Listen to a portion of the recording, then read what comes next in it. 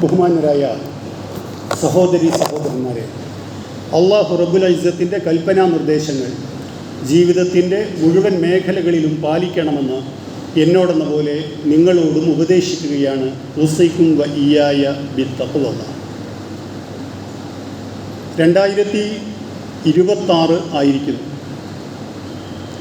എത്ര പെട്ടെന്നാണ് കാലം കടന്നു പോകുന്നത് എന്ന ആലോചന സ്വാഭാവികമായും മനുഷ്യനുണ്ടാകുന്ന ഒരു സന്ദർഭത്തിലാണ് നാം ഉള്ളത്. ദിനരാത്രങ്ങളുടെ മാറി മാറിയുള്ള വരവും ഗ്രഹങ്ങളുടെ കറക്കവും സൂര്യചന്ദ്രന്മാരുടെ പ്രകാശമാനമായ അവസ്ഥയുമൊക്കെ അള്ളാഹുവിൻ്റെ തീരുമാനപ്രകാരം നടക്കുന്നു എന്ന് അള്ളാഹു നമ്മെ പഠിപ്പിച്ചതാണ്. ഹുവല്ലദീ ജഅല ശംസ ളിയാഅൻ വൽ ഖമറ നൂറ വഖദ്ദറഹു മനാസില ലിതഅലമു അദദ സിനീന വൽ ഹിസാബ്. സൂറ യൂനുസിലെ 5-ാമത്തെ ആയത്തിൽ പ്രകാശം തരുന്നവയായി സൂര്യനെയും ചന്ദ്രനെയും ഒക്കെ സൃഷ്ടിച്ചു വെച്ച അള്ളാഹു കാലഗണനയ്ക്ക് വേണ്ടി, കണക്ക് വെക്കുന്നതിന് വേണ്ടി ഇങ്ങനെ ഗ്രഹങ്ങളുടെ കറക്കം അവൻ നിശ്ചയിച്ചിരിക്കുന്നു എന്ന് പടച്ചവൻ നമുക്ക് മനസ്സിലാക്കി തരുന്നു. ഗ്രിഗോറിയൻ കലണ്ടറാണ് ലോകത്ത് ആധിപത്യം പുലർത്തുന്നത്.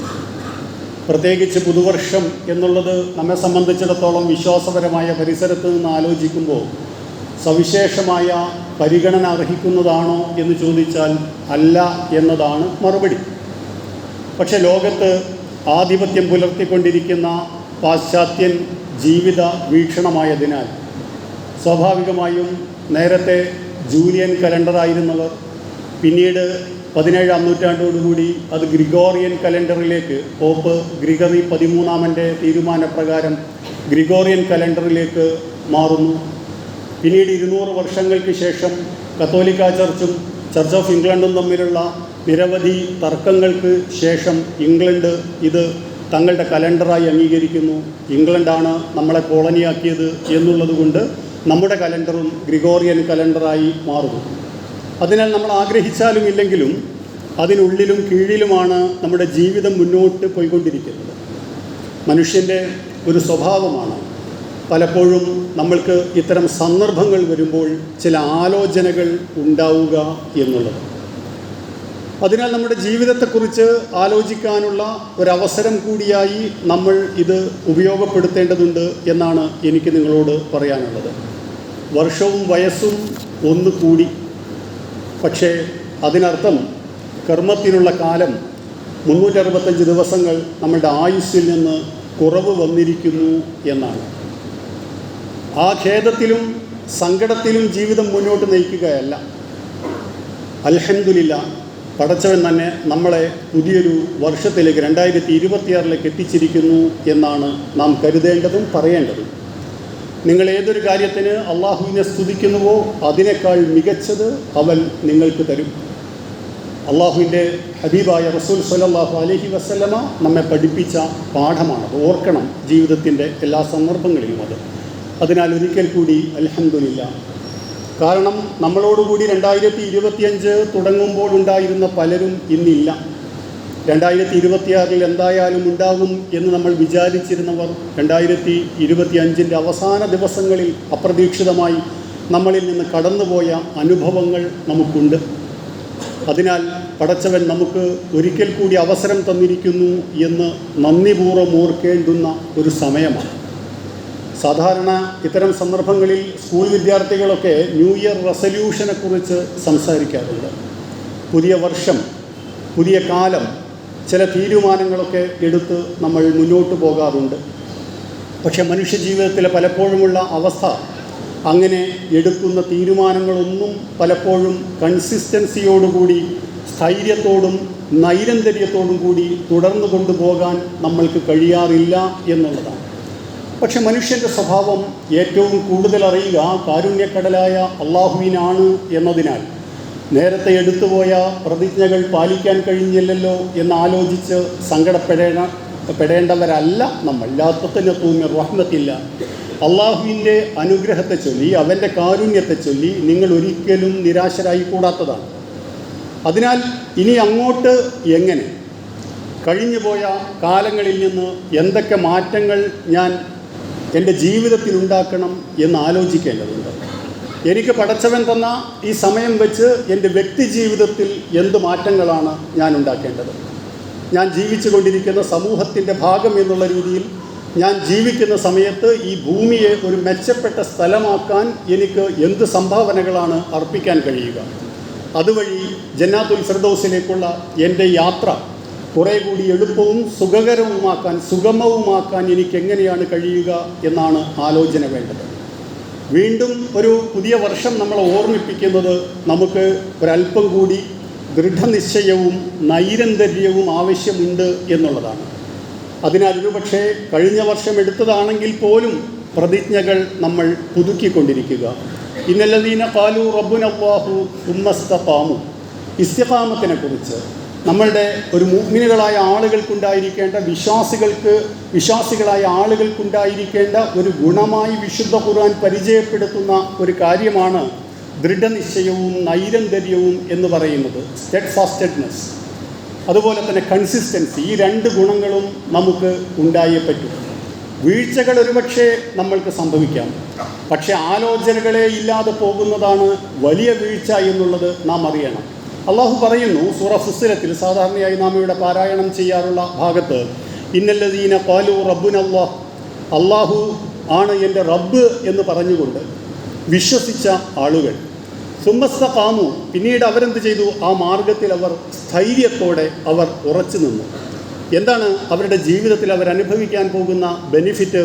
തതനസ്സലു അലൈഹിമുൽ മലായികതു അല്ലാ തഖാഫു വലാ തഹ്സനു. എൻ്റെയും നിങ്ങളുടെയും പേരിൽ മുകളിൽ നമ്മളിങ്ങനെ നൈരന്തര്യത്തോടുകൂടി അള്ളാഹുവിൻ്റെ മാർഗത്തിൽ ഉറച്ചു നിൽക്കാൻ നമ്മൾ തീരുമാനിച്ചു കഴിഞ്ഞാൽ, ആ വഴിയെ നമ്മൾ ഇറങ്ങിക്കഴിഞ്ഞാൽ നിങ്ങൾക്ക് മേൽ മാലാഖമാരിറങ്ങും, നിങ്ങൾക്ക് മേൽ അള്ളാഹുവിൻ്റെ മലക്കുകൾ ഇറങ്ങും. അവർ നിങ്ങളോട് പറയും, അല്ലാ തഖാഫു വലാ തഹ്സനു, നിങ്ങൾ ഒരിക്കലും ഭയപ്പെടേണ്ടതില്ല, ദുഃഖിക്കേണ്ടതില്ല. കാരണം മനുഷ്യജീവിതത്തിലെ കഴിഞ്ഞ കാലത്തേക്ക് തിരിഞ്ഞു നോക്കുമ്പോൾ നമ്മൾക്ക് തോന്നുന്നത് ദുഃഖമാണ്. വരാനുള്ള കാലത്തേക്ക് നോക്കുമ്പോൾ, ഭാവിയെ നമ്മൾ മുൻകൂട്ടി കാണുമ്പോൾ നമ്മൾക്ക് ആശങ്കയാണ്. ഈ രണ്ട് കാര്യങ്ങളും നിങ്ങൾക്ക് വേണ്ട. ഭയം വേണ്ട, ആശങ്ക വേണ്ട. കണ്ടീഷൻ ഒന്നാണ്.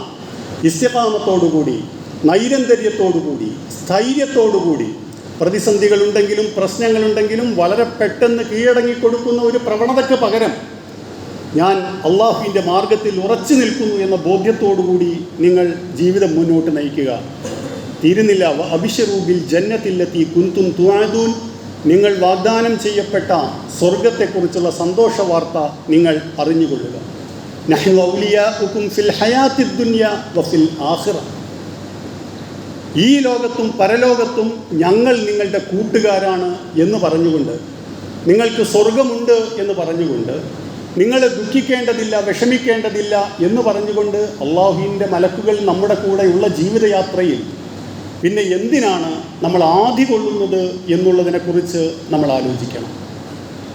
ശ്രമിക്കാതിരിക്കുക എന്നുള്ളൊരു പാതകം ഒരു കാരണവശാലും നമ്മൾ ചെയ്തുകൂടാ എന്ന് നമ്മളറിയണം. ഇതിലും മോശമായി പോകും എൻ്റെ വരാനുള്ള കാലം എന്ന ഒരു ഭയം പിശാച് നിരന്തരമായി നമ്മുടെ മനസ്സിൽ ഇങ്ങനെ ഇട്ടുകൊണ്ടിരിക്കുന്നുണ്ട്.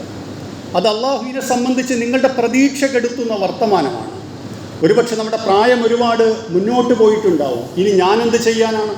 ആളുകൾ ചെറുപ്പക്കാരെക്കുറിച്ചും കുട്ടികളെക്കുറിച്ചും അവർക്ക് വരാനുള്ള ഭാവിയെക്കുറിച്ചും സംസാരിക്കുന്നുണ്ട്. പക്ഷെ പ്രായമായ ആളുകൾക്ക് ആരാണ് ജീവിതത്തിൽ ഒരു നല്ല ഭാവിയെക്കുറിച്ച് സംസാരിക്കുന്നത് എന്ന ചോദ്യത്തിന് അള്ളാഹുവാണത് സംസാരിക്കുന്നത് എന്നുള്ളതാണ് മറുപടി. അതിനാൽ നിങ്ങളുടെ കഴിഞ്ഞ കാലങ്ങളിലുള്ള ജീവിതം എങ്ങനെയോ മുന്നോട്ട് പോയിക്കൊള്ളട്ടെ, അതിനെക്കുറിച്ച് നിങ്ങൾ വിഷമിക്കേണ്ടതില്ല. ഖേദിച്ച് മടങ്ങാൻ നിങ്ങൾ തയ്യാറാണെങ്കിൽ, ഇനി നിങ്ങൾക്ക് അള്ളാഹു വെച്ചിരിക്കുന്ന ആയുസ് അള്ളാഹുവിൻ്റെ മാർഗത്തിൽ സ്ഥൈര്യത്തോടുകൂടി സ്ഥിരതയോടുകൂടി ഉറച്ചു നിൽക്കാൻ നിങ്ങൾ തയ്യാറാണെങ്കിൽ നിങ്ങൾക്ക് ശോഭനമായ ഒരു ഭാവിയുണ്ട്. 99 പേരെ കൊന്ന് 100-മതൊരാളോട് എനിക്കിനി മോചനമാർഗമുണ്ടോ എന്ന് അന്വേഷിച്ചു പോയ ഒരു തമ്മാടിയായ ഒരു മനുഷ്യൻ്റെ കഥ റസൂലുള്ളാഹി സ്വല്ലല്ലാഹു അലൈഹി വസല്ലമ നമ്മെ പഠിപ്പിക്കുന്നുണ്ടല്ലോ.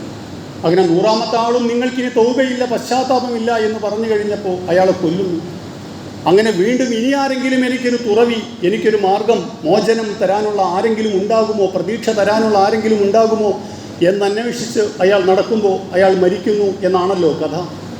അങ്ങനെ റഹ്മത്തിൻ്റെ മലക്കുകളും അദാബിൻ്റെ മലക്കുകളും ഏത് മലക്കുകളാണ് ഇദ്ദേഹത്തിൻ്റെ റൂഹ് കൊണ്ടുപോകേണ്ടത് എന്ന് തർക്കമുണ്ടായി എന്നും അവസാനം ഏത് നാടിനോടാണ് ഇയാൾ എത്താൻ ഉദ്ദേശിച്ച നന്മയുടെ നാടിനോടാണോ അല്ല ഇയാൾ പിന്തിരിഞ്ഞു പോന്ന പഴയ നാടിനോടാണോ ഇയാൾക്ക് അടുപ്പം എന്നുള്ളത് നോക്കി തീരുമാനിക്കാമെന്ന് വിചാരിക്കുകയും അങ്ങനെ അനുഗ്രഹത്തിൻ്റെ മലക്കുകൾ വിജയിക്കുന്നു എന്നുമാണ് കഥ. ജീവിതത്തിൽ സൽക്കർമ്മങ്ങൾ ചെയ്യാൻ ഇടയില്ലാത്ത വിധം ഒരുപാട് ക്രൂരതകൾ ചെയ്തു പോയ ഒരു മനുഷ്യൻ അയാൾക്ക് നന്നാവണമെന്നുള്ള ഒരു തേട്ടമുണ്ടായ സമയത്ത് അയാൾക്ക് വേണ്ടി ആകാശഭൂമികളെ സൗകര്യപ്പെടുത്തി കൊടുക്കുന്ന, അയാൾക്ക് വേണ്ടി മലക്കുകൾ അയക്കുന്ന അള്ളാഹുവിൻ റസൂലുള്ളാഹി സ്വല്ലല്ലാഹു അലൈഹി വസല്ലമ പരാജയപ്പെടുത്തുന്നത് സ്വന്തം കർമ്മങ്ങൾ എത്ര മോശമാണെങ്കിൽ പോലും അതിനെക്കുറിച്ച് ഖേദിക്കാൻ നിങ്ങൾക്ക് യാതൊരു കാരണവും അള്ളാഹുവിൻ്റെ ദീനിലില്ല എന്ന് നിങ്ങൾ അറിയിക്കാനാണ്. അതിനാൽ ആ ഒരു ബോധം നമ്മൾക്കുണ്ടാവണം. പുതിയ വർഷം നമ്മളോട് പറയേണ്ടത് കഴിഞ്ഞ വർഷത്തിൽ അല്ലെങ്കിൽ കഴിഞ്ഞ കാലങ്ങളിൽ ഞാൻ മറ്റുള്ളവരോട് ചെയ്തു പോയ അതിക്രമങ്ങൾ, സ്വന്തക്കാരോടും പ്രിയപ്പെട്ടവരോടും ചെയ്ത അതിരുകവിച്ചിലുകൾ, ഒരുപക്ഷെ ഒരാളോടും എത്ര അടുത്തവരാണെങ്കിൽ പോലും എനിക്ക് പങ്കുവെക്കാൻ കഴിയാത്ത രീതിയിൽ ഞാൻ ചാടിക്കടന്ന ചില അതിരുകൾ, അതെല്ലാം പുറത്തു തരണമെന്ന് അള്ളാഹുവിനോട് പറയാനുള്ള ഒരു തീരുമാനം നമുക്കുണ്ടാവുക എന്നുള്ളത് വളരെ പ്രധാനപ്പെട്ട ഒരു കാര്യമാണ്. സാഹചര്യങ്ങൾ മോശമാണെന്ന് ആലോചിക്കുമ്പോൾ ആവർത്തിച്ച് നമ്മൾ പറയാറുള്ളത് പോലെ നമ്മുടെ നാടിൻ്റെ സാഹചര്യം എന്താവും എന്നൊരാലോചനയും നമുക്ക് വരാനുള്ള സാധ്യതകളുണ്ട്. നമ്മൾ 2 ആഴ്ച മുമ്പ് ഇവിടെ പറഞ്ഞതുപോലെ ഈ സമയത്തിലും കാലത്തിലും 2025, 26 സമയത്ത് നമ്മളെ ഇവിടെ കൊണ്ടുവന്ന് നിർത്തണം, നമ്മളിവിടെ ജീവിപ്പിക്കണമെന്നുള്ളത് അള്ളാഹുവിൻ്റെ തീരുമാനമാണ്. എന്തുകൊണ്ട് അള്ളാഹു അങ്ങനെ തീരുമാനിച്ചു? ഈ കാലത്ത് ചിലത് നിങ്ങൾക്ക് ചെയ്യാനുണ്ട്, നമ്മൾക്ക് ചെയ്യാനുണ്ട് എന്ന് കരുണാവാരിധിയായ അവൻ അറിയുന്നത് കൊണ്ട് തന്നെ.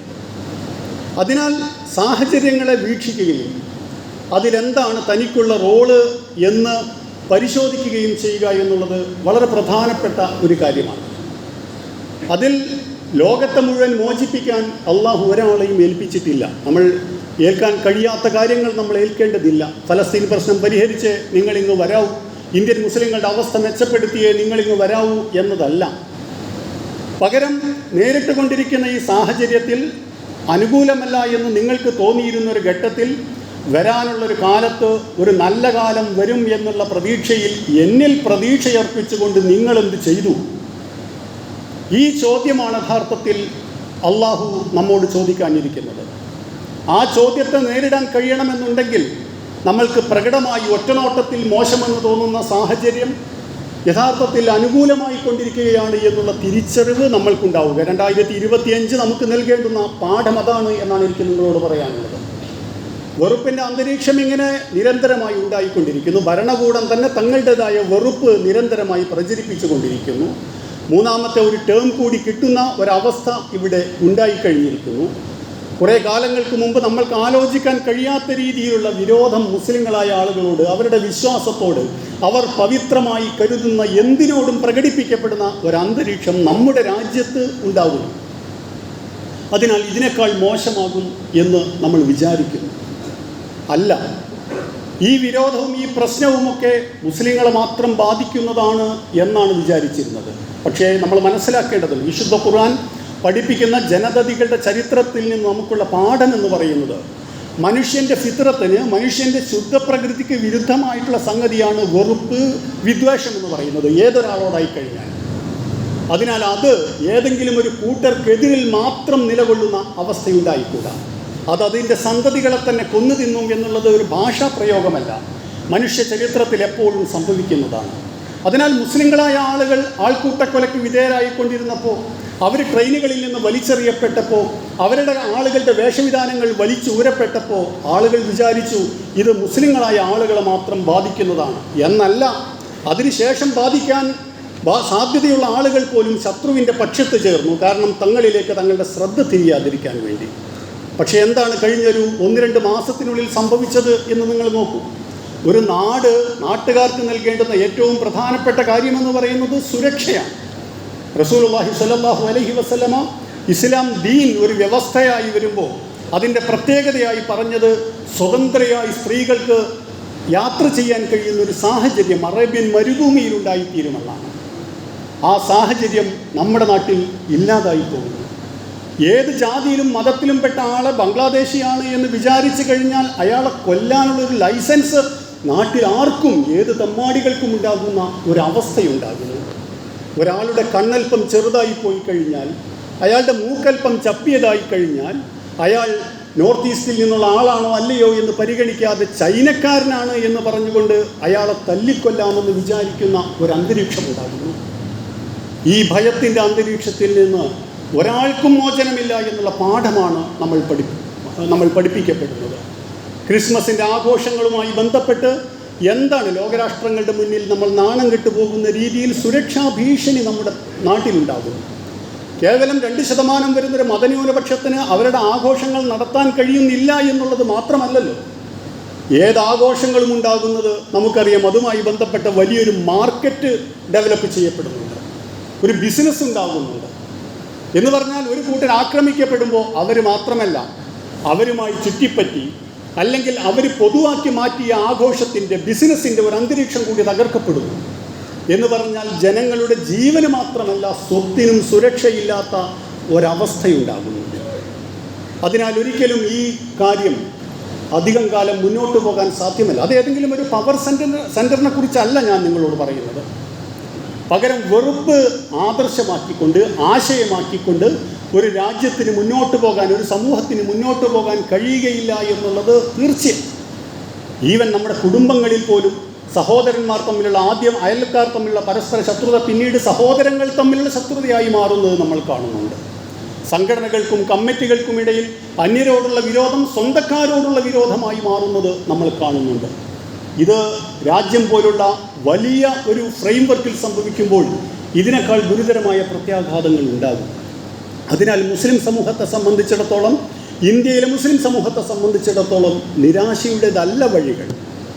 കാരണം ഇതിനേക്കാൾ സങ്കീർണമായ 2 ഘട്ടങ്ങൾ മുമ്പ് ചരിത്രത്തിൽ, അറിയപ്പെടുന്ന ചരിത്രത്തിൽ നമ്മൾ കടന്നുപോയ സന്ദർഭത്തിൽ മുസ്ലിം സമൂഹത്തിൻ്റെ മുൻകൈയിലാണ് മാറ്റങ്ങളുണ്ടായത്. എന്ന് പറയുമ്പോൾ മുസ്ലിം സമൂഹത്തിൻ്റെ ആധിപത്യത്തെക്കുറിച്ചല്ല, മറിച്ച് മുസ്ലിം സമൂഹം മുന്നോട്ട് വെക്കുന്ന ചില മൂല്യങ്ങളുണ്ട്, ചില വാല്യൂസ് ഉണ്ട്. ആളുകളെല്ലാവരും തുല്യരാണ് എന്ന് പറയുന്ന ഒരു ബോധം, ഏതൊരാൾക്കും സ്വതന്ത്രമായി സഞ്ചരിക്കാൻ പറ്റുന്ന സുരക്ഷയുടേതായിട്ടുള്ള ഒരു അന്തരീക്ഷം ഉണ്ടാകണമെന്നുള്ള ബോധം, പടച്ചവൻ്റേതാണ് മുഴുവൻ പ്രപഞ്ചവും എന്നുള്ള ബോധം. ഈ ബോധം സമൂഹത്തിൽ നിന്ന് ഇല്ലാതായി കഴിഞ്ഞാൽ സാഹോദര്യത്തിൻ്റെ ബോധം ആളുകൾക്ക് ഇല്ലാതാകും. നിങ്ങൾ ആലോചിച്ച് നോക്കും, നമ്മുടെ നാട്ടിൽ മലയാളത്തിൽ സംഭവിക്കുകയില്ല എന്ന് വിചാരിച്ചിടത്താണ് ഒരു മനുഷ്യനെ, പട്ടികളെ കൊല്ലാൻ പോലും, നായയെ കൊല്ലാൻ പോലും, പേപ്പട്ടിയാണെന്ന് സംശയിച്ചാൽ പോലും കഴിയാത്ത ഒരു നാട്ടിൽ ഒരു മനുഷ്യൻ അടികൊണ്ട്, നമ്മളെപ്പോലുള്ള മലയാളികളുടെ അടികൊണ്ട് മരിക്കുന്ന ഒരവസ്ഥയുണ്ടാകുന്നത് അത്രക്ക് മനുഷ്യൻ്റെ മനസ്സിൽ വെറുപ്പ് ആഴത്തിൽ ഊന്നിയിരിക്കുന്നു എന്നതിൻ്റെ അടിസ്ഥാനത്തിലാണ് എന്ന് നമ്മൾ അറിയണം.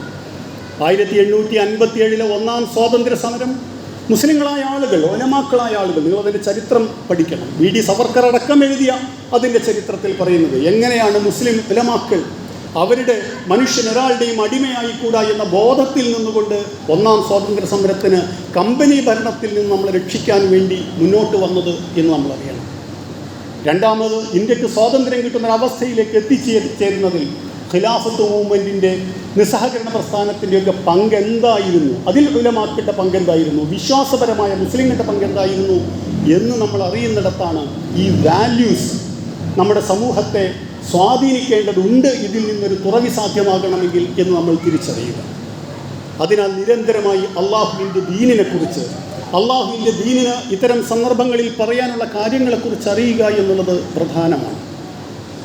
ഇത് കേവലം ഇന്ത്യയുടെ സാഹചര്യത്തെക്കുറിച്ച് മാത്രമല്ല, ലോകത്തിൻ്റെ സാഹചര്യത്തെക്കുറിച്ചും നമ്മൾ മനസ്സിലാക്കുക. വിശുദ്ധ ഖുർആനിലെ സൂറ ഹൂദ്, സൂറ ആറാഫ് ഒക്കെ വെച്ച് നമ്മൾ പഠിക്കുമ്പോൾ നമുക്ക് മനസ്സിലാക്കാൻ കഴിയുന്ന ഒരു കാര്യമുണ്ട്. എങ്ങനെയാണ് തലമുറകൾ ഉണ്ടാകുന്നത്, എങ്ങനെയാണ് ഓരോ സിവിലൈസേഷനുകൾ, നാഗരികത ഉണ്ടാകുന്നത്, അവ എങ്ങനെയാണ് തകർന്നു പോകുന്നത് എന്നുള്ളത് വിശുദ്ധ ഖുർആൻ നൽകുന്ന പാഠം. ഒരു സമൂഹത്തെ ജീവിപ്പിക്കുന്ന ചില വാല്യൂസ് ഉണ്ട്, അവർ മുന്നോട്ട് വെക്കുന്ന ചില മൂല്യങ്ങളുണ്ട്. പാശ്ചാത്യരായ ആളുകളുടെ ആധിപത്യം എന്തുകൊണ്ട് ലോകത്തുണ്ടാകുന്നു എന്ന് ചോദിച്ചു കഴിഞ്ഞാൽ അവർക്കുള്ള മിലിറ്ററി ആയിട്ടുള്ള അല്ലെങ്കിൽ ഫിസിക്കലായിട്ടുള്ള ശക്തി കൊണ്ട് മാത്രമല്ല, പകരം അത് ലോകത്തിന് മുന്നോട്ട് വെച്ച ചില വാല്യൂകൾ കൂടിയുണ്ട്, ചില മൂല്യങ്ങളുണ്ട്. ഏത് സമൂഹവും ആ മൂല്യങ്ങളിൽ നിന്ന് പിന്തിരിഞ്ഞ് നടന്നു കഴിഞ്ഞാൽ, ആ മൂല്യങ്ങളെ നശിപ്പിച്ചു കഴിഞ്ഞാൽ ആ സമൂഹം ഇല്ലാതായി. നമ്മളിപ്പോൾ ഈ പാശ്ചാത്യ ശക്തി എന്ന് പറയുന്നവർ എങ്ങനെയാണ് രൂപം കൊണ്ടത്? 100 കൊല്ലക്കാലം ചർച്ചിൻ്റെ നേതൃത്വത്തിൽ അരങ്ങേറിയ അങ്ങേ അറ്റത്തെ പീഡാനുഭവങ്ങൾ. വിശ്വാസപരമായി അന്യപരിസരത്താണെങ്കിൽ ക്രിസ്ത്യാനികളിൽപ്പെട്ട ആളുകൾക്ക് പോലും മറ്റൊരു ഗ്രൂപ്പിനെ അക്കോമഡേറ്റ് ചെയ്യാൻ കഴിയാത്ത വിധത്തിലുള്ള വിരോധം, ഒരാൾക്കും അഭിപ്രായ സ്വാതന്ത്ര്യമില്ലാത്ത ഒരവസ്ഥ, അതിലൂടെ കടന്നുപോയി കഴിഞ്ഞപ്പോൾ പാശ്ചാത്യർക്ക് മനസ്സിലായി ഇത് മുന്നോട്ട് പോകുന്ന ഏർപ്പാടല്ല. കാരണം അഭിപ്രായ സ്വാതന്ത്ര്യത്തിനുള്ള അവകാശം, മനുഷ്യരെ തുല്യരായി കാണാനുള്ള അവകാശം, വിശ്വാസ സ്വാതന്ത്ര്യത്തിനുള്ള അവകാശം എന്ന് പറയുന്നത് മനുഷ്യൻ്റെ പ്രകൃതത്തിൽ തന്നെ അലിഞ്ഞു ചേർന്ന ഒരു കാര്യമാണ്. അങ്ങനെ ഇല്ലാതായി തീർന്നൊരു ഘട്ടത്തിൽ അതിനുള്ളൊരു പ്രതികരണം എന്നുള്ള രീതിയിലാണ് റിനൈസൻസ്, എൻലൈറ്റൻമെൻറ്റ് എന്നൊക്കെ പറയുന്ന രീതികളുണ്ടാകുന്നത്, നവോത്ഥാനം എന്ന് നമ്മൾ വിശേഷിപ്പിക്കുന്ന കാര്യങ്ങളുണ്ടാകുന്നത് എന്ന് നമ്മൾക്കറിയാം. അതിൻ്റെ ഇങ്ങേ തലക്കലാണ് ഫ്രഞ്ച് റവല്യൂഷൻ ഉണ്ടാകുന്നത് എന്നുള്ളതും നമ്മൾക്കറിയാം. ലിബർട്ടിയെ സംബന്ധിച്ച, ഇക്വാളിറ്റിയെ സംബന്ധിച്ച, തുല്യതയെയും സാഹോദര്യത്തെയും സമത്വത്തെയും സംബന്ധിച്ച ഒരു ധാരണ ലോകത്ത് സൃഷ്ടിക്കപ്പെട്ടത് ഫ്രഞ്ച് വിപ്ലവത്തോടു കൂടിയാണ് എന്ന് നമ്മൾ പഠിപ്പിക്കപ്പെട്ട വലിയൊരു നുണയാണ്. പക്ഷേ ലോകത്തിലെ രാഷ്ട്രീയാധിപത്യം ഈ ആളുകളുടെ കയ്യിലായിരുന്നതിനാൽ, അതവരുടെ വിദ്യാഭ്യാസത്തിലൂടെ നമ്മൾക്ക് നൽകപ്പെട്ടതിനാൽ നമ്മളത് വിശ്വസിച്ചു. ശരിയാണ്, അവർക്കത് കുറേയൊക്കെ പ്രചരിപ്പിക്കാൻ കഴിഞ്ഞു, കുറേയൊക്കെ അവർ പാലിക്കുകയും ചെയ്തു. മാത്രമല്ല, മതത്തിൻ്റെ പരിസരത്ത് നിന്നുകൊണ്ട് എല്ലാ ആളുകളെയും തുല്യമായി ആദരിക്കാനും ബഹുമാനിക്കാനും സാധ്യമല്ല എന്ന് മനസ്സിലാക്കി മതത്തെ അവർ മൂലയിലേക്ക് ഒതുക്കി അവരുടെ പൊതുജീവിതത്തിന് കയറി നിൽക്കാനായി സെക്യുലറിസം എന്ന് പറയുന്ന ഒരു പ്ലാറ്റ്ഫോമും അവരുണ്ടാക്കി.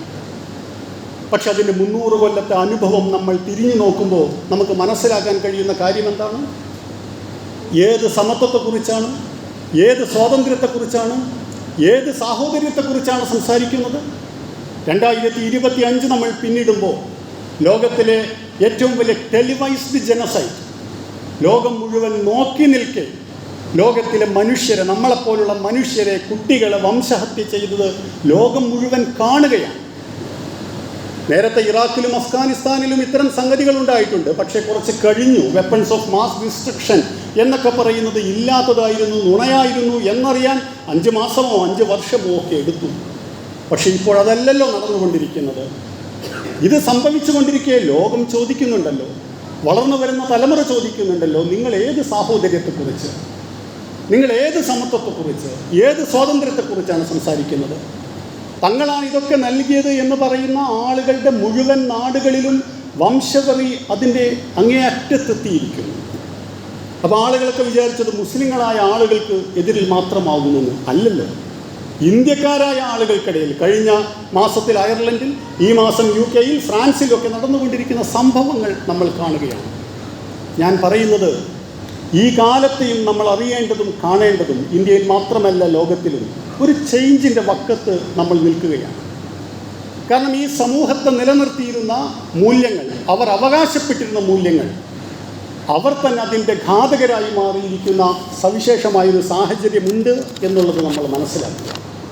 അതിനാൽ അള്ളാഹു 2025 കഴിഞ്ഞ് 2026 തുടക്കത്തിൽ നമ്മളെ കൊണ്ടുവന്ന് നിർത്തിയിട്ടുണ്ടെങ്കിൽ ഇത്തരമൊരു സിവിലൈസേഷണൽ ചേഞ്ചിൽ, നാഗരികതകളുടെ മാറ്റത്തിൽ, ലോകത്തിൻ്റെ ക്രമത്തിൻ്റെ മാറ്റത്തിൽ ചില പങ്ക് വഹിക്കാൻ എനിക്കും നിങ്ങൾക്കുമുണ്ട് എന്നുള്ളത് കൊണ്ടാണ്. അതെന്താണ് എന്ന് തിരിച്ചറിയുക എന്നുള്ളത് നമ്മെ സംബന്ധിച്ചിടത്തോളം വളരെ പ്രധാനപ്പെട്ട ഒരു കാര്യമാണ്. അതിനാൽ നാടിൻ്റെ സുരക്ഷ സംബന്ധിച്ച അവസ്ഥ മാറണം, മെച്ചപ്പെടണം. നാടിൻ്റെ സാമ്പത്തികാവസ്ഥ നാടിൻ്റെത് മെച്ചപ്പെടണം. സൂറ റൂം എന്ന് പറയുന്ന ഒരു അധ്യായമുണ്ടല്ലോ വിശുദ്ധ ഖുർആനിൽ. ഗലിബത്തി റൂം ഫി അദിനൽ അർളി ഹും മിൻ ബഅദി ഗലബിഹിം സയഗ്ലിബൂൻ. റോമയും പേർഷ്യയും തമ്മിലുള്ള സംഘട്ടനത്തെക്കുറിച്ച് വിശുദ്ധ ഖുർആൻ പറയുന്നു. ഏത് ഘട്ടത്തിലാണ് പറയുന്നത്? പ്രവാചകൻ സല്ലല്ലാഹു അലൈഹി വസല്ലമ തൻ്റെ പ്രബോധനം ആരംഭിച്ച് 5-6 വർഷത്തിനുള്ളിൽ വരികയാണ്. യഥാർത്ഥത്തിൽ റോമും പേർഷ്യയും തമ്മിലുള്ള സംഘട്ടനത്തിൽ തങ്ങൾക്ക് എന്ത് എന്ന് അന്ന് അറബികൾക്ക് ആലോചിക്കാം. കാരണം പിന്നീട് റുസ്തമിൻ്റെ കൊട്ടാരത്തിൽ റസൂലുള്ളാഹി സ്വല്ലല്ലാഹു അലൈഹി വസല്ലമക്ക് ശേഷം, ഒരുപാട് കാലത്തിന് ശേഷം അറബികൾ ചെല്ലുന്ന സമയത്ത്, മുസ്ലിങ്ങളായ ആളുകൾ ചെല്ലുന്ന സമയത്ത് റുസ്തം ചോദിക്കുന്നുണ്ട്, നമ്മളും നിങ്ങളും തമ്മിൽ എന്താ, എന്തിനാണ് ഞങ്ങളോട് വെറുതെ ഏറ്റുമുട്ടാൻ വന്നിരിക്കുന്നത് എന്ന് ചോദിക്കുന്നുണ്ട്. കാരണം പരിഗണനീയമായ ഒരു ശക്തിയെ അല്ല യഥാർത്ഥത്തിൽ ലോകത്തന്ന് നിലനിന്നിരുന്ന വലിയ 2 വൻശക്തികളുടെ പോരാട്ടത്തെക്കുറിച്ച് എന്തിനാണ് വിശുദ്ധ ഖുർആൻ പറയുന്നത്, അതെങ്ങനെയാണ് മുസ്ലിം സമൂഹത്തെ ബാധിക്കുന്നത് എന്നത് സംബന്ധിച്ച് പഠിക്കുമ്പോഴാണ് റോമും പേർഷ്യയും, ഇപ്പോൾ റോം പരാജയപ്പെട്ടിരിക്കുന്നു, പേർഷ്യ വിജയിച്ചിരിക്കുന്നു, പക്ഷെ റോം വിജയിക്കും. നമ്മൾ സാധാരണ അതിന് പറയാറുണ്ട്, റോം എന്ന് പറയുന്നത് അഹ്ലി കിതാബിൽപ്പെട്ട ആളുകളായതുകൊണ്ട് മുസ്ലിം സമൂഹത്തിന് അവരോടൊരു അനുഭവം ഉണ്ടായിരുന്നു. അതുമാത്രമല്ലല്ലോ, പ്രവാചകൻ പിന്നീടെന്തിന് തബൂക്കിലേക്ക് എക്സ്പെഡിഷൻ നടത്തി, തൻ്റെ യുദ്ധസന്നാഹങ്ങൾ നടത്തി എന്നുള്ളതിനെക്കുറിച്ച് നിങ്ങൾ ആലോചിച്ച് നോക്കൂ. പ്രകടമായൊരു ഭീഷണിയില്ല. എന്തുകൊണ്ട് എന്ന് ചോദിച്ചു കഴിഞ്ഞാൽ, ലോകത്ത് വരാൻ പോകുന്ന മാറ്റത്തിൽ അന്നത്തെ രീതി അനുസരിച്ചുള്ള പങ്ക് മുസ്ലിം സമൂഹം നിർവഹിക്കേണ്ടതുണ്ട്. അതിനാൽ ഈ മാറ്റം വരാൻ പോകുന്നു, അതിനാൽ നിങ്ങളത് അറിയേണ്ടതുണ്ട്. പിന്നീട് ഹിജ്റ സംഭവിക്കുന്നുണ്ട്. ഹിജ്റയ്ക്ക് ശേഷമുള്ള സംഭവങ്ങൾ നമ്മൾക്ക് അറിയുന്നതാണ്. എന്ന് പറഞ്ഞാൽ മുസ്ലിം സമൂഹം ഏത് കാലഘട്ടത്തിലാണെങ്കിലും ലോകത്തിലെ സംവിധാനങ്ങൾ നടന്നു പോകുന്നത് മറ്റാരുടെയോ തീരുമാനങ്ങൾ അനുസരിച്ചാണ്. തങ്ങൾക്കതിൽ റോളൊന്നുമില്ല എന്ന് വിചാരിക്കേണ്ടവരല്ല. വ്യത്യസ്ത രാജ്യങ്ങളിലായി ജീവിച്ചു കൊണ്ടിരിക്കുന്നവർ എന്നുള്ള യാഥാർത്ഥ്യത്തിനുള്ളിൽ നിന്നുകൊണ്ട് തന്നെ ലോകത്തെ മൂല്യങ്ങൾ പഠിപ്പിക്കേണ്ടുന്ന ഉഖരിജത്തിലിന്നാസായ ഒരു സമൂഹം, ജനങ്ങൾക്ക് വേണ്ടി പുറപ്പെടുവിക്കപ്പെട്ട ഒരു സമൂഹം എന്നുള്ള രീതിയിൽ എങ്ങനെ ഈ മോശമായ അവസ്ഥ മാറ്റാം എന്നുള്ളതിനെക്കുറിച്ചുള്ള ആലോചന നമുക്കുണ്ടാകണം. മാറ്റങ്ങളെന്ന് പറഞ്ഞാൽ നമ്മളിപ്പോൾ ശ്രമിച്ച അടുത്ത കൊല്ലം മാറ്റം വരുമെന്നല്ല. അള്ളാഹു ആയുസ്സും ആരോഗ്യവും തന്നാൽ 2027 ഒരുപക്ഷെ ഇങ്ങനെ തന്നെ ഒരു അവസ്ഥയായിരിക്കാം ഒരുപക്ഷെ നമ്മൾ കണ്ടുമുട്ടുന്നുണ്ടാകുക. ഞാൻ നേരത്തെ പറഞ്ഞ പടിഞ്ഞാറൻ രാജ്യങ്ങളുടെ ആധിപത്യം എന്നുള്ളത് ഒരു സുപ്രഭാതത്തിൽ സംഭവിച്ചതല്ലല്ലോ. റിനേസൻസ് എന്ന് പറയും, പിന്നെ ഫ്രഞ്ച് റവല്യൂഷൻ എന്ന് പറയുമ്പോൾ രണ്ടിനുമിടയിൽ 300 കൊല്ലത്തെ ദൈർഘ്യമുണ്ട്. പക്ഷേ ഫ്രഞ്ച് റവല്യൂഷൻ 300 കൊല്ലത്തിന് സംഭവിക്കാൻ പാകത്തിനുള്ള ചിന്താപരമായ ഒരു പ്രോസസ്സ്, അതിനുള്ള ചില തയ്യാറെടുപ്പുകൾ, അതിന് ചില ഭൗതികമായ പ്രവർത്തനങ്ങൾ, അതിനുവേണ്ട സാമ്പത്തിക പ്രവർത്തനങ്ങൾ, മതരംഗത്തെ അതിനനുസരിച്ച് പരിഷ്കരിച്ചെടുക്കാനുള്ള സംരംഭങ്ങളൊക്കെ നടക്കുന്നുണ്ട്. അതാണ് ഞാൻ നിങ്ങളോട് തുടക്കത്തിൽ പറഞ്ഞത്. ഇതിനെ മാറ്റിയെടുത്ത് അള്ളാഹുവിലേക്ക് ചെല്ലാമെന്നല്ല നമ്മൾ ഏറ്റിരിക്കുന്ന ദൗത്യം. പകരം ഈ അനുകൂലമായിക്കൊണ്ടിരിക്കുന്ന സാഹചര്യത്തെ അനുകൂലമാക്കി ഉപയോഗപ്പെടുത്താൻ നമ്മൾ എന്ത് ചെയ്യുന്നു എന്നുള്ളതാണ്. സാമ്പത്തികാവസ്ഥയും നമ്മുടെ നാടിൻ്റെത് മാറേണ്ടതുണ്ടല്ലോ. ഓൺട്രപ്രണേഴ്സായിട്ടുള്ള ആളുകളുണ്ടാവും, കമ്പനികൾ നടത്തുന്ന ആളുകളുണ്ടാവും. നമ്മൾ നടത്തിക്കൊണ്ടിരിക്കുന്നത് നമ്മുടെ കുടുംബത്തെ പോറ്റുന്നതിനുള്ളൊരു സംഗതി എന്നുള്ളത് മാത്രമല്ല. നിങ്ങൾ ആലോചിച്ച് നോക്കൂ, ഇവിടെ ജഹാംഗീറിൻ്റെ ഭരണകാലത്ത് ലോകത്തിലെ ഏറ്റവും വലിയ രണ്ടാമത്തെ സാമ്പത്തിക ശക്തിയാണ് നമ്മുടെ ഇന്ത്യ എന്ന് പറയുന്നത്. മിങ് ഡൈനാസ്റ്റി എന്ന് പറയുന്ന ചൈനീസ് ഭരണകൂടം മാത്രമാണ് അതിനേക്കാൾ സമ്പത്തുള്ളവർ. പിന്നീട് വന്ന 200 കൊല്ലക്കാലം അന്ന് പാണ്ഡികശാല കെട്ടാൻ വന്നവർ, ആ കമ്പനിക്കാർ ഇവിടെ ഭരണം കൈയാളിയതിൻ്റെ ഫലമായി നമ്മൾ ദരിദ്ര രാജ്യമായി നമ്മൾ മാറുകയാണ്. അല്ലാതെ ജനിച്ച കാലത്തെ, രൂപീകരിക്കപ്പെട്ട കാലത്തെ ദരിദ്ര രാജ്യമല്ല നമ്മുടെ നാട്. നമ്മൾ വീണ്ടും കാണുന്നു ചരിത്രത്തിൻ്റെ മറ്റൊരു ഘട്ടത്തിൽ ചൈന വലിയ എക്കണോമിയായി ഡെവലപ്പ് ചെയ്തു വരും. ചൈനയ്ക്ക് മാത്രമല്ലല്ലോ അത് ബാധകം. 140 കോടി ജനങ്ങളുള്ള നമ്മുടെ നാടിന് അതെന്തുകൊണ്ട് സാധ്യമാകുന്നില്ല? അങ്ങനെ സാധ്യമാക്കേണ്ടത് ഉത്തരവാദിത്വം നമ്മളെ സംബന്ധിച്ചിടത്തോളം ഇല്ലേ? ഭയത്തിൽ നിന്നും വിശപ്പിൽ നിന്നുള്ള മോചനം എന്ന് പറയുന്നത് വിശ്വാസത്തിൻ്റെ തേട്ടമായി അള്ളാഹു നമ്മെ പഠിപ്പിക്കുന്നുണ്ടല്ലോ. സൂറ ഖുറൈശ് നിങ്ങളത് മോചിപ്പിച്ചു എന്നുള്ളത് പറയുന്നുണ്ടല്ലോ. അതിനാൽ ആ ഒരവസ്ഥ നമ്മുടെ നാട്ടിലും ഉണ്ടായിത്തീരേണ്ടുന്ന ഒരു അവസ്ഥ ഉണ്ടാകണം, ഒരു മാറ്റം നമ്മുടെ നാട്ടിൽ ഉണ്ടാകണം. ഞാൻ പറയുന്നത് ഇതെല്ലാം കൂടെ മാറ്റുക എന്നുള്ളത് നമ്മുടെ ഉദ്ദേശമല്ല. പകരം നമ്മുടെ ചെറിയ ചെറിയ പ്രവർത്തനങ്ങൾ അതെല്ലാം കൂടി ചേർത്ത് വെച്ച് കഴിയുമ്പോൾ അള്ളാഹു മാറ്റം കൊണ്ടുവരും. അത് എപ്പോൾ, എവിടെ എന്നുള്ളത് അവൻ്റെ തീരുമാനമാണ്, നമ്മൾക്കറിഞ്ഞുകൂടാ. പക്ഷെ നമ്മളൊക്കെ മരണപ്പെട്ടു പോയതിനു ശേഷം നമ്മളുടെ കിതാബ് കയ്യിൽ കിട്ടുന്ന സമയത്ത്, കർമ്മരേഖ കയ്യിൽ കിട്ടുന്ന സമയത്ത് അത്ഭുതപ്പെടാൻ പാകത്തിനുള്ള ചില അടിസ്ഥാനപരമായ പ്രവർത്തനങ്ങളുടെ ഭാഗമാവുക നമ്മൾ എന്നുള്ളത് വളരെ വലിയ കാര്യമാണ്. അതിനാൽ ആവേശപൂർവ്വം ചെയ്യുക എന്നുള്ളതല്ല. അങ്ങനെ നമ്മൾ പല തീരുമാനങ്ങളും എടുക്കാറുണ്ട്. ഞാൻ 2026 തുടങ്ങിക്കഴിഞ്ഞാൽ ഞാൻ ജിമ്മിൽ പോകും എന്ന് തീരുമാനിക്കും ചില ആളുകൾ. ചില ആളുകൾ വിചാരിക്കും അല്ല, ജിമ്മിൽ പോകേണ്ട, സ്വന്തമായി സാധനങ്ങൾ, അതിന് വേണ്ട സംവിധാനങ്ങൾ എൻ്റെ വീട്ടിൽ തന്നെ കൊണ്ടുവരും. 2 ആഴ്ച നടക്കും. പിന്നെ കുറച്ച് കഴിയുമ്പോൾ അത് വസ്ത്രങ്ങൾ ഉണക്കാനുള്ള സംവിധാനമായി മാറുന്നത് നമ്മൾ കാണുന്നതാണ്. നമ്മുടെ വ്യക്തി ജീവിതത്തിൽ പലപ്പോഴും അനുഭവമുള്ളതാണ്. ഇത് സാമൂഹ്യ ജീവിതത്തിന് സംഭവിക്കാം. അതിനാൽ ചെറിയ കാര്യങ്ങൾ പ്ലാൻ ചെയ്യുക, സാധ്യമായത് പ്ലാൻ ചെയ്യുക. ഒരുപാട് കാര്യങ്ങൾ ചെയ്യുന്നതിനേക്കാൾ കൂടുതൽ അള്ളാഹുവിന് ഇഷ്ടം നിങ്ങൾ കൺസിസ്റ്റൻ്റായി സ്ഥിരമായി ചെയ്യുന്ന ചെറിയ കാര്യങ്ങളാണ് എന്നാണല്ലോ നമ്മുടെ പ്രകൃതം അറിയുന്ന ഹബീബായ റസൂലുള്ളാഹി സ്വല്ലല്ലാഹു അലൈഹി വസല്ലമ നമ്മെ പഠിപ്പിച്ചത്. അതിനാൽ അത് ചെയ്യാൻ ശ്രമിക്കുക. 70 കൊല്ലം കമ്മ്യൂണിസത്തിൻ്റെ ഉരുക്കുമുഷ്ടിക്ക് കീഴിലായിരുന്നു മധ്യേഷ്യയിലെ 99% മുസ്ലിങ്ങളുള്ള പല രാജ്യങ്ങളും എന്നുള്ളത് നിങ്ങൾക്കറിയണം.